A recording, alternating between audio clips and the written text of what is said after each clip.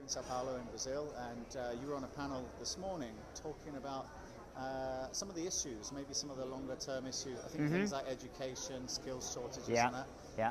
Since you've been here and you've talked to a lot of people here at the conference, what are your impressions about maybe some of the positives and negatives you've seen? Sure, absolutely. I had this perception before I came down, it was really reinforced while I was here, is that I think a lot of the world thinks the wrong way about Brazil. We think about Brazil as being a developing economy and a new offshore destination.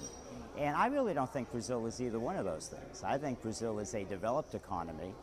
If you look at the statistics we've been watching over these past couple of days, the seventh largest economy in the world already, probably will be the fifth largest in another decade. Very mature business structure, very mature environment. And so I think Brazil is really going to develop simultaneously as a new leader in the world economy, as a new source for innovation and technology, and as a place where businesses want to be operating. And then within that context, there'll be lots of outsourcing taking place, whether it's Brazilian companies outsourcing to other Brazilian companies or to the multinationals that end up here, or whether it be the case where Brazil is in fact an offshore destination for firms that are looking for a different kind of environment, maybe because of time frame or skill set or things like that. Now, all that said, it doesn't mean that Brazil doesn't have challenges. Every part of the world has challenges. And so the types of things that I've heard about here probably involve the idea that if Brazil wants to get to the kind of volume of service personnel that you might look to in India or something for, they probably have challenges in terms of ramping up that skill set that quickly. They have some interesting challenges in terms of companies trying to come into Brazil and figuring out how to navigate the legal and cultural and employment law issues. Whereas somebody said in one of the panels, you go to China and it's like Moses parting the Red Sea. They open it wide up and you just kind of walk in. Of course, you don't realize until after the water closes behind you that you then have a whole bunch of issues to deal with.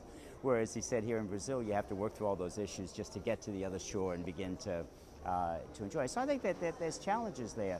But I think the most important thing is for Brazil not to try to see itself as replicating what has been done in other locations around the world, but to really see itself as engaging the global economy with the outsourcing framework based on exactly where the world is today and exactly where Brazil is today. And I had a sense of that before I came down, but being here for a couple of days with these executives and government officials has really confirmed that perception that I had.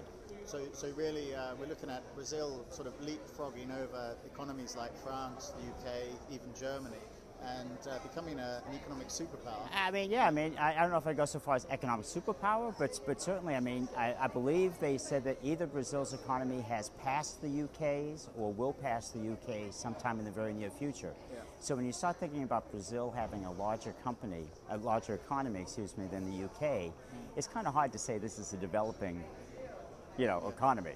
That's pretty developed. Yeah. How come a lot of the outsourcing debate still sort of talks about the India offshoring model and how Brazil needs to replicate that?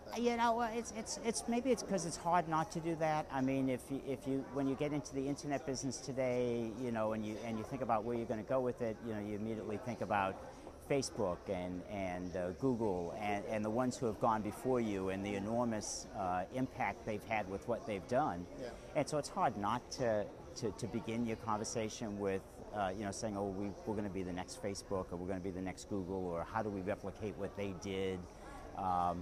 When the reality is that they weren't replicating anybody else when they did what they did, right? They were actually breaking new ground. Yeah. And so I just think it's probably hard for us to move past the debate that says, okay, well, we all know India, we all know what India accomplished. Now, talk about what you're doing in that context. Yeah. We don't know how yet to phrase the conversation where we say, all right, that's all well, and there was an IBM before there was a Microsoft or a Google, and it's still here, and there's an India, and there will always be an India, and they will always play a major role in the outsourcing industry. But the conversation can't be, how do I replicate India? But it's hard to do that. It's hard to leapfrog to that new dialogue and say, okay, what do the next few years look like, and how are we going to position ourselves really to be in the right place at the right time and shape the debate even, begin to shape the debate, which is a different viewpoint.